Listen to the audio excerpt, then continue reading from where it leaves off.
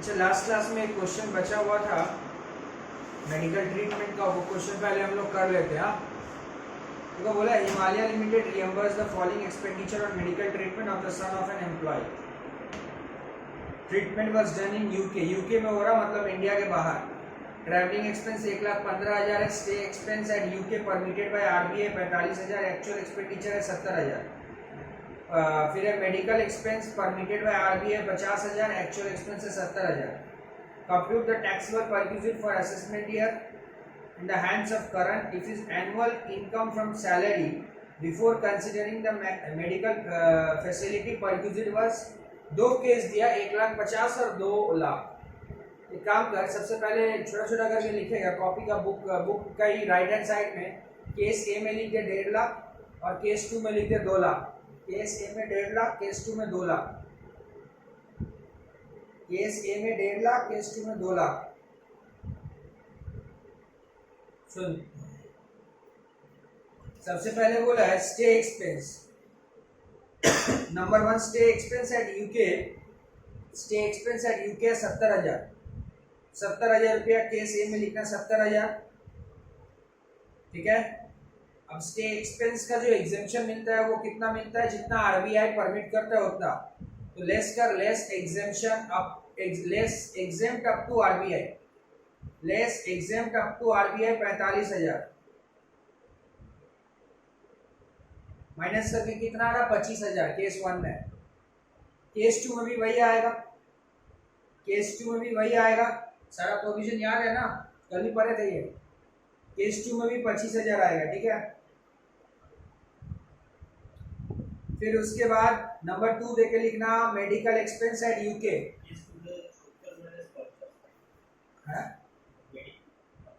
Case A तो हमें case माने केस 1 जाए 1,50,000 ওটা তো 70,000 মাইনাস 45,000 করে 25,000, আর কেস 2 তো হবে 70,000 মাইনাস 45,000 করে 25,000। हाँ हाँ सेम।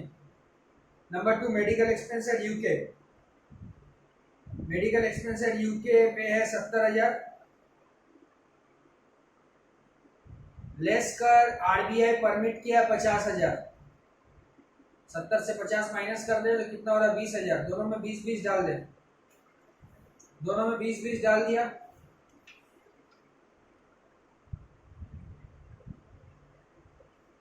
उसके बाद ट्रैवलिंग एक्सपेंस है।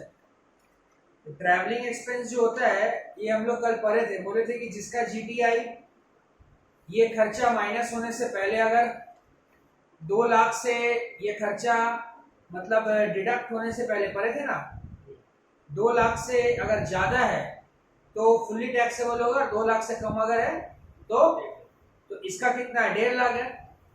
तो क्या हो जाएगा नंबर 3 लेके, नंबर 3 1 में लिखा स्टे एक्सपेंस, 2 में मेडिकल एक्सपेंस और 3 में लिख ट्रैवलिंग एक्सपेंस। इसको लास्ट में लेना ट्रैवलिंग एक्सपेंस, ये नील आएगा, नील। ट्रैवलिंग एक्सपेंस नील आएगा। ये नील क्यों आएगा, नील क्यों आएगा, बगल में लिखते since GTI after medical expense, since GTI after medical, sorry expense नहीं after medical, after medical perquisite, after medical perquisite less than 2 lakh, less than 2 lakh, ठीक है। अच्छा इसका कितना है, इसका इसका इसका इसका जो तेरा एनुअल इनकम मतलब जीटीआई है 2 लाख और 2 लाख तो है, इसका मतलब वो माइनस करने से ये है तेरा 2 लाख इनकम है, और तेरा जो इसका मतलब वो जो क्या बोलते हैं परक्विजिट अगर ऐड होगा, परक्विजिट अगर ऐड होगा ना, परक्विजिट ऐड होगा ना तो 2 लाख से क्या हो जाएगा ज्यादा आ जाएगा। ये एक्सपेंडिचर अगर ऐड होगा तो 2 लाख से ज्यादा हो जाएगा। इसका मतलब इसका टैक्सेबल है, ट्रैवलिंग एक्सपेंस टैक्सेबल है। कितना है ट्रैवलिंग एक्सपेंस दूसरे केस में, मतलब पहला केस में जितना था दूसरा में भी वही है 1,15,000, तो लिख दिया 1,15,000। Since GTI is greater than 2 lakh, GTI is greater than 2 lakh, ठीक है। फिर से बताते हैं स्टे एक्सपेंस और मेडिकल एक्सपेंस में तो आरबीआई जो दिया लिमिट वहां तक माइनस किए। लास्ट में केस 1 में 1.5 लाख है तो 1.5 लाख का मतलब ये 2 लाख से क्या है कम है ना, 2 लाख से कम है तो एग्जेम्प्ट होगा, दूसरा वाला 2 लाख से ज्यादा है, ये क्या हो जाएगा, टैक्सेबल हो जाएगा। ठीक है, ट्रैवलिंग एक्सपेंस 1,15,000, तो इसका मतलब स्टे एक्सपेंस केस 1 में टैक्सेबल है 25,000, केस 2 में 25,000, मेडिकल एक्सपेंस केस 1 में 20,000, केस 2 में 20,000, और उसके बाद में हाँ ये कितना ट्रैवलिंग एक्सपेंस कितना है, केस 1 में कुछ नहीं है, केस 2 में 1,15,000 है। ओके, समझना, एक एक करके सब निकालने बोला था तो इसीलिए ऐड नहीं किए, एक एक करके लिख दिए। ठीक है, अच्छा अब हम लोग आते हैं लीव ट्रैवल कंसेशन, एलटीसी। सबसे पहले आज बढ़िया से लीव ट्रैवल कंसेशन पढ़ेंगे। लीव ट्रैवल कंसेशन होता क्या है, देख लीव ट्रैवल कंसेशन का मतलब होता है तू जहाँ नौकरी कर रहा ना, तू जहाँ पे नौकरी कर रहा, काम कर रहा, तेरे को कंपनी बोलेगा कि आपको हम छुट्टी दी है, मतलब लीव दी है, अब आप घूमो, छुट्टी में घूमो। ठीक है, घूमो का मतलब, घूमो का मतलब खाली घूमना नहीं होता है। मान लो तुम्हारा ऑफिस है बॉम्बे में, लेकिन तुम्हारा अपना घर है कोलकाता में, तो तुम छुट्टी लिया है, क्यों, हमको कोलकाता जाना है दिवाली मनाने। अब बॉम्बे से जो तुम कोलकाता जा रहा ना, बॉम्बे से जो तुम कोलकाता जा रहा छुट्टी में, बॉम्बे से जो कोलकाता जा रहा तुम छुट्टी में जा रहा ना, बॉम्बे से कोलकाता जो तुम छुट्टी में जा रहा है, ये भी लीव ट्रैवल कंसेशन के अंडर में आता है। लीव ट्रैवल कंसेशन का मतलब ये नहीं कि छुट्टी में घूमना, कहीं घूमना, टूर पे आना, नहीं, आप छुट्टी में अपना घर जा रहे हो, वो भी लीव ट्रैवल कंसेशन ही माना जाएगा। तो देखो एलटीसी मींस ट्रैवल कंसेशन और असिस्टेंस रिसीव बाय एम्प्लॉय, कौन देगा, receive by employ from his employer और फॉर्मर एम्प्लॉयर हिमसेल्फ। सीधा सा बात है, आपका एम्प्लॉयर आपको रिसीव बाय एम्प्लॉय, एम्प्लॉय को मिल रहा किसके थ्रू, एम्प्लॉयर के थ्रू। याद रखना लीव ट्रैवल कंसेशन जो मिलता है वो इंडिया भर में घूमने का, फॉरेन में अगर जाके तुम घूम रहे हो, फॉरेन में अगर जाके तुम घूम रहे हो तो तुमको लीव ट्रैवल कंसेशन का एग्जेम्पशन नहीं मिलेगा। लीव ट्रैवल कंसेशन का अगर तुमको एग्जेम्पशन लेना है तो इंडिया में घूमना पड़ेगा, फॉरेन में घूमोगे तो नहीं चलेगा, फॉरेन ट्रिप एक्सक्लूडेड। अच्छा, any place in India after retirement और service after termination of his, अच्छा ये इंपॉर्टेंट बात है, ये छोड़ दे, सेकंड छोड़ दे। उसके बाद पॉइंट्स टू बी रिमेंबर, एक एक करके। सबसे पहले आप जो एग्जेम्पशन दीजिएगा एलटीसी का, किसको किसको दीजिएगा, स्पाउस को दीजिएगा, फैमिली को देना पड़ेगा, spouse, children of the individual, parents, brother sister of the individual who are wholly और मेनली डिपेंडेंट ऑन हिम, कोई दिक्कत नहीं है। पॉइंट नंबर 2 क्या लिखा हुआ, समझ चीज को। लीव ट्रैवल कंसेशन का जो एग्जेम्पशन मिलता है वो हर 4 साल में 2 बार, हर 4 साल में 2 बार। जैसे अगर मान ले तेरा 2014 से लेकर 17, मतलब 14 एक साल, 15 एक साल, 16 एक साल, 17 एक साल, 4 साल हुआ ना, 14 से 17 के बीच में 2 बार अगर तू जर्नी में जा रहा है, 2 बार अगर जर्नी में जा रहा है तो तेरे को एग्जेम्पशन मिलेगा। भैया हम 2 बार से ज्यादा में गए, तो 2 बार से ज्यादा में गए तो जिस 2 बार में जो 2 बार तेरे को लेना है, ठीक है, जिसमें एग्जेम्पशन क्या है, ज्यादा मिलने को संभावना है, वो ले लेना। लेकिन 4 साल में 2 ही बार, 4 साल में 2 ही बार। अब चीज को समझो क्या हुआ, बोला ना exemption of only two journey perform in block of 4 calendar year. 2010 से 13 एक ब्लॉक होता है, 14 से 17 एक ब्लॉक होता है, 18 से 21 एक ब्लॉक होता है। मतलब 10 से 13 में 4 साल होता है, 2 बार मिलेगा। 14 से 17 में 4 साल होता है, 2 बार मिलेगा। 18 से 21 में 4 साल होता है, 2 बार मिलेगा। फिर क्या लिखा, this means that SSC shall be entitled to claim exemption 2 occasion in every block of 4 year. 4 साल में 2 बार। अब चीज को समझ क्या हुआ, जो 4 साल में तेरे को 2 बार एग्जेम्पशन मिलता है ना, तू घूमने सिर्फ एक बार गया, तो देखो लीव ट्रैवल कंसेशन यही बोलता है, अगर तुम घूमने जाएगा तभी तुमको एग्जेम्पशन मिलेगा, तुम घूमने नहीं जाएगा तो तुमको एग्जेम्पशन नहीं मिलेगा। अब क्या हुआ, जो मान लो पहला ब्लॉक था, मान लो 10 से 13, उस 4 साल के दौरान तुम सिर्फ एक बार घूमने गया है, तो एक बार घूमने गया तो एक बार तुमको एग्जेम्पशन मिलेगा। तो भैया एक बार तुम घूमने नहीं गए, मेरे को एग्जेम्पशन नहीं मिला, तो बोले टेंशन मत लो, अगर तुम पहला ब्लॉक में 2 बार घूमने नहीं जा रहे हो, एक ही बार घूमने जा रहे हो, तो एग्जेम्पशन एक ही बार का मिलेगा। तो वो जो एक का एग्जेम्पशन तुम्हारा बचा हुआ है ना, वो नेक्स्ट ब्लॉक में तुम कैरी फॉरवर्ड कर सकते हो, नेक्स्ट ब्लॉक में कैरी फॉरवर्ड कर सकते हो। जो एक एग्जेम्पशन तुम नहीं लिया है वो तुम नेक्स्ट ब्लॉक में क्या कर लेना, उसको कैरी फॉरवर्ड कर लेना। और जो कैरी फॉरवर्ड होता है वो हमेशा पहला साल में होता है। जैसे मान ले 10 से 13 के बीच में, 10 से 13 के बीच में तेरे को बोला गया था 4 साल में 2 बार घूम, लेकिन तू एक बार घूमा है, एक बचा हुआ ना, वो 2010 से 13 पहला ब्लॉक था, फिर 14 से 17 दूसरा ब्लॉक है, तो 14 में ही तेरे को क्या लेना पड़ेगा, 14 में ही तेरे को क्या लेना पड़ेगा, 14 में ही तेरे को वो घूम लेना पड़ेगा और एग्जेम्पशन क्लेम कर लेना पड़ेगा भैया। तो फिर 14 से 17 में तो 3 बार हो जाएगा, होने में कोई दिक्कत नहीं है। इवन कि 14 में और एक बार घूमने जाएगा तो और एक बार एग्जेम्पशन मिलेगा, फिर एक बार जाएगा तो फिर मिलेगा, अब नहीं मिलेगा। 3 बार मिल लिया ना भैया, 3 बार क्यों, आप तो 2 बार बोले, अब तो पिछला ब्लॉक का एक बचा हुआ था ना। मेरा कहने का मतलब ये है कि पिछला ब्लॉक का जो बचा हुआ है वो फिर उसका बाद वाला ब्लॉक में जब तुम उसको कैरी फॉरवर्ड करोगे, उस ब्लॉक में जो पहला ईयर है उसी में तुमको क्लेम कर लेना पड़ेगा।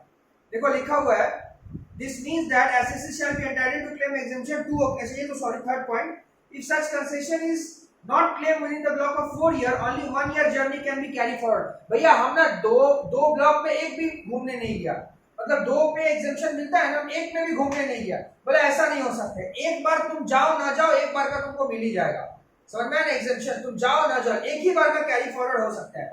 Only one journey can be carried forward to another block and that is to be claimed in the first calendar year, बार बार बोल रहे हैं। The next block, the other journey cannot be carried forward। फिर 4 number point क्या बोला, exemption is only limited to traveling cost। exemption जो मिलता है वो traveling cost on rail, bus, air fare, shortest route, taxi। अच्छा जो exemption मिलता है ये किसका मिलता है, बोला देखिए रेल का जो कॉस्ट होगा उस पर मिल सकता है, या बस या एयर फेयर पे मिलेगा, सब शॉर्टेस्ट रूट। अब ये शॉर्टेस्ट रूट क्या होता है समझो, शॉर्टेस्ट रूट का मतलब समझो। देखो तुम कोलकाता में रहते हैं, ठीक है, कोलकाता से तुमको जाना है बॉम्बे या बेंगलोर, कोलकाता से बेंगलोर जाना है, तो कोलकाता से बेंगलोर का शॉर्टेस्ट रूट क्या है पता है, सीधा कोलकाता में फ्लाइट में बैठ या ट्रेन में बैठ सीधा बेंगलोर उतारेगा, तो this is known as shortest route. भैया जो शॉर्टेस्ट रूट नहीं है वो क्या होता है, मान लो तुम कोलकाता से बेंगलोर जाने वाला है, तुम पहले कोलकाता से कहां गया, दिल्ली से फिर स्टे किया वहां पे, फ्लाइट रुकता है ना, दूसरा फ्लाइट लेना है, फिर तुम बेंगलोर जा रहा, तो ये शॉर्टेस्ट रूट नहीं है। ये लोग बोला हम लोग शॉर्टेस्ट रूट लेगा, हम लोग क्या लेगा, शॉर्टेस्ट रूट। ऐसा क्यों बोलता है, क्योंकि शॉर्टेस्ट रूट का भाड़ा कम होता है, कोलकाता से सीधा बेंगलोर का फ्लाइट का जो भाड़ा होगा, कोलकाता से दिल्ली और दिल्ली से बेंगलोर का फ्लाइट का भाड़ा ज्यादा होता है, तो ये लोग शॉर्टेस्ट रूट लेते हैं। समझ में आया ना बात, शॉर्टेस्ट रूट का मतलब। अच्छा taxi charge, loading and boarding expense are not included, ये सब इंक्लूड नहीं आता है। अब बोला कि खाली ट्रैवलिंग मैंने ट्रैवलिंग, अब टैक्सी भी ले लेगा, सब ले लेगा, वो सब नहीं होगा। No exemption if no journey has been perform, पहले बता दिए थे, जर्नी परफॉर्म करेगा तभी एग्जेम्पशन मिलेगा, जर्नी परफॉर्म नहीं करेगा तो एग्जेम्पशन नहीं मिलेगा। And expense has been incurred by employ, कुछ खर्चा करेगा तो नहीं मिलेगा। अब सवाल ये है कि भैया आप बोले हो मेरे को कि ये जो एग्जेम्पशन मिलेगा मेरे साथ मेरा फैमिली का, अब थोड़ा सुनिए, फैमिली में बच्चा आता है, बोला हाँ, बोले देखिए बच्चा को लेकर थोड़ा झमेला हो गया मेरा, हम बोले क्या झमेला हो गया, बोला देखिए आप बोले 2 बच्चा का एग्जेम्पशन मिलेगा, सॉरी आप बोले बच्चा लोग का एग्जेम्पशन मिलेगा, तो मैक्सिमम कितना बच्चा का मिलेगा, 2 बच्चा का, कितना बच्चा का, 2 बच्चा का। अब यहाँ पे प्रॉब्लम हो गया भैया, हम बोले क्या प्रॉब्लम हो गया, बोले देखिए मेरा पहले तो एक बच्चा हुआ, बोले ठीक है, दूसरा बार मेरा ट्विंस हो गया, दूसरा बार मेरा क्या हो गया, ट्विंस हो गया, तो टोटल मेरा कितना बच्चा हो गया, 3 बच्चा। तो अब इस सिनेरियो में जब हम घूमने जा रहे हैं, पहला बच्चा को लेके जाना ही पड़ेगा, अब दूसरा और तीसरा जो ट्विंस है उसमें से एक को तो लेके जाएंगे नहीं, लेके तो दोनों को जाएंगे, तो यहाँ मेरा 3 बच्चा हो गया। अब बताइए मेरे को एग्जेम्पशन कितना पे मिलेगा, 3 पे मिलेगा ना 2 पे मिलेगा, तीनों पे मिलेगा, तीनों पे मिलेगा। देखो ट्विंस अगर सेकंड टाइम होता है ना तो तीनों पे मिलेगा, लेकिन यही उल्टा हो जाएगा, मान लो अगर ट्विंस तुम्हारा पहला बार हो गया, पहला बार में ट्विंस हो गया, फिर तुम्हारा एक बच्चा हो गया तो 3 हुआ ना, अब तुमको सिर्फ 2 पे मिलेगा। अरे ऐसा कैसे, ऐसा कैसे, उधर 3 था तो 3, इधर 3 है तो 2, समझो। देखो वो लोग 2 बोला है तो तुम्हारा पहला बार में 1 हुआ, अब ट्विंस होगा कि नहीं होगा ये किसको पता, ये थोड़ी ना पता है, तो मेरा अगर ट्विंस हो गया तो मेरा गलती है क्या, लेकिन पहला बार में अगर ट्विंस हो जाता है तो आपको समझ में आ जाना चाहिए 2 बच्चा हो गया, अब इससे ज्यादा लेंगे तो एग्जेम्पशन नहीं मिलेगा। उसीलिए ट्विंस अगर पहले हो जाता है तो एग्जेम्पशन नहीं मिलेगा, और ट्विंस अगर बाद में होता है तो एग्जेम्पशन मिलेगा। ठीक है, सुनो, exemption shall not be available to more than 2 surviving children of an individual after 1/10/98। अच्छा, अगर किसी बोला है कि exemption not be available for more than 2 surviving children individual, 1/10/98 के बाद अगर जन्म हुआ है तो फिर एग्जेम्पशन उसका नहीं मिलेगा। However, ये डेट नहीं याद रखना। However, this rule shall not be applicable in respect of children born before 1/10/98। 1/10/98 से पहले हुआ है तो ये सब एग्जेम्पशन रूल एप्लीकेबल नहीं है। And also in case of multiple birth after one child, पहले बता देना, multiple birth after one child माने मल्टीपल मतलब ट्विंस होता है, आफ्टर वन चाइल्ड। समझ में आ गया बात? क्लियर है यहाँ तक? माने ट्विंस दूसरा बार होता है तो एग्जेम्पशन मिलेगा, पहला बार होता है तो नहीं मिलेगा। अब सुन क्या बोला। अब एयर वाले में तेरे को एग्जेम्पशन क्या मिलेगा? इकोनॉमिक क्लास वाला मिलेगा। अब भैया ये क्या होता है? एयर में दो होता है, इकोनॉमिक और बिजनेस क्लास। तो इकोनॉमिक क्लास वाले तक का एग्जेम्पशन मिलेगा। रेल सर्विस में एसी फर्स्ट क्लास का मिलेगा, ठीक है। अच्छा, अगर मान ले रेल सर्विस नहीं अवेलेबल है, बोला रेल सर्विस नहीं अवेलेबल है, ठीक है, तो क्या करेगा? पब्लिक ट्रांसपोर्ट भी नहीं है, पब्लिक ट्रांसपोर्ट भी नहीं है, ना तो रेल सर्विस है ना तो पब्लिक ट्रांसपोर्ट है, तो बोला एसी फर्स्ट क्लास का जो भाड़ा है ना उसी को एग्जेम्पशन पकड़ लिया जाएगा। अरे तेरे को जहां जाना है वहां ना तो रेल है ना तो एसी सर्विस ना तो ट्रांसपोर्ट है, ट्रांसपोर्ट मतलब पब्लिक ट्रांसपोर्ट, तेरे को अपना पर्सनल गाड़ी लेके जाना पड़ेगा, तो जो एसी फर्स्ट क्लास का भाड़ा होगा उतना तक का ही एग्जेम्पशन मिलेगा। अच्छा, लेकिन पब्लिक ट्रांसपोर्ट है, बोला पब्लिक ट्रांसपोर्ट अगर है तो फर्स्ट क्लास और डेलक्स क्लास फेयर का जो भाड़ा होता है वो भी शॉर्टेस्ट रूट का वो लिया जाएगा। समझ में आया? एयर में फ्लाइट में क्या होता है? बिजनेस क्लास का नहीं, इकोनॉमिक क्लास का लिया जाता है। रेल सर्विस में AC first class shortest route. अच्छा, उसके बाद क्या बोला है? Rail service is not available, जहां रेल सर्विस अवेलेबल नहीं है या ट्रांसपोर्ट अवेलेबल नहीं है तो आप अपना पर्सनल गाड़ी को लेके जाते हो, amount equivalent to AC first class का जो भाड़ा होगा वही ले लेना। पब्लिक ट्रांसपोर्ट में जाते हो तो एसी डिलक्स बस का जो भाड़ा होता है वही ले लिया जाता है। क्लियर है यहाँ तक? अच्छा, देखो यहाँ लिखा हुआ in case leave travel concession employ reimburse कर देता है टू द एम्प्लॉय को, सही बात है। However, in case of traveling or touring accommodation, there is no actual reimbursement, but instead employer directly gives the facility to employee। ठीक है? अच्छा, और छोटा सम से दो सम्स कर लेते हैं। 28 नंबर वाला में क्या बोला है? देखो यहाँ पे बोला employ goes on holiday leave with family, total expense travelling cost का 80,000, होटल का 40,000, लीव ट्रैवल कंसेशन। बोले ट्रैवल किया विद इन इंडिया, तो विद इन इंडिया अगर ट्रैवल किया है तो होटल एक्सपेंस तो नहीं टैक्स एग्जेम्प्ट होता है, लेकिन जो घूमने वाला एक्सपेंस है, ट्रैवलिंग एक्सपेंस, वो एग्जेम्प्ट होता है। तो सिचुएशन 1 का बगल में छोटा से लिख ले, 80,000 एग्जेम्प्टेड, घूमने वाला एग्जेम्प्ट हो जाएगा 80,000 एग्जेम्प्टेड, और hotel expense taxable, hotel expense taxable. ठीक है, हम पहले बताए थे एग्जेम्पशन तभी मिलेगा जब तू इंडिया में घूमेगा। अब इंडिया के बाहर चला गया तो 1,20,000 टैक्सेबल हो जाएगा, लिख दे नीचे 1,20,000 टैक्सेबल, और उसके बाद नो एग्जेम्पशन अंडर सेक्शन 10(5). इस सारा का जो एग्जेम्पशन मिलता है वो 10(5) में मिलता है। हम लोग एग्जेम्पशन एक चैप्टर पढ़ेंगे तो याद रखना लीव ट्रैवल कंसेशन का एग्जेम्पशन 10(5) में मिलता है। ठीक है,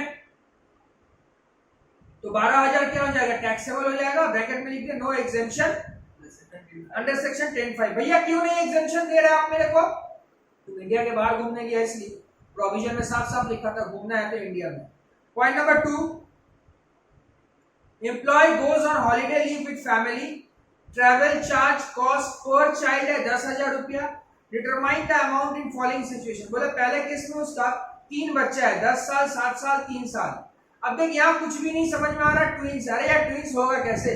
तीनों का एज अलग है, ट्विंस कैसे होगा? तो यहां पर लिख any 2 children exempt, any 2 children exempt and 1 child not exempted, and 1 child not exempted, मतलब टैक्सेबल हो जाएगा। अब भैया कौन सा जो तेरा इच्छा है वो ले ले, कोई दिक्कत नहीं है। ऐसा नहीं है जो पहले हुआ है उसको लेना है, जो बाद में हुआ उसको छोड़ देंगे, ऐसा कुछ नहीं है, जो तेरा मन। फिर बोला एम्प्लॉय का 3 बच्चा है, पहला बच्चा 10 साल, दूसरा है अदर 2 है ट्विंस, यह सारा एग्जेम्प्टेड हो जाएगा। देखो ट्विंस बाद में होने से सारा एग्जेम्प्टेड, देखो ऑल एग्जेम्प्टेड, ऑल एग्जेम्प्टेड। अब आता है सिचुएशन 3,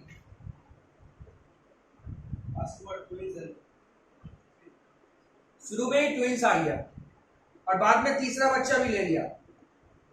तो फर्स्ट टू आर ट्विंस जो है ना, वहीं से एरो निकाल ले नीचे की तरफ। फर्स्ट टू आर ट्विंस के नीचे से एरो निकाल ले, लिख दे एग्जाम। उसके बाद he has थर्ड चाइल्ड, तो third child taxable, third child taxable, ठीक है। ओके चलो, थर्ड चाइल्ड टैक्सेबल हो जाएगा, ठीक है। ट्विंस पहले होगा तो पहले वाला एग्जाम, बाद वाला टैक्सेबल। ट्विंस बाद में हुआ तो सारा एग्जाम।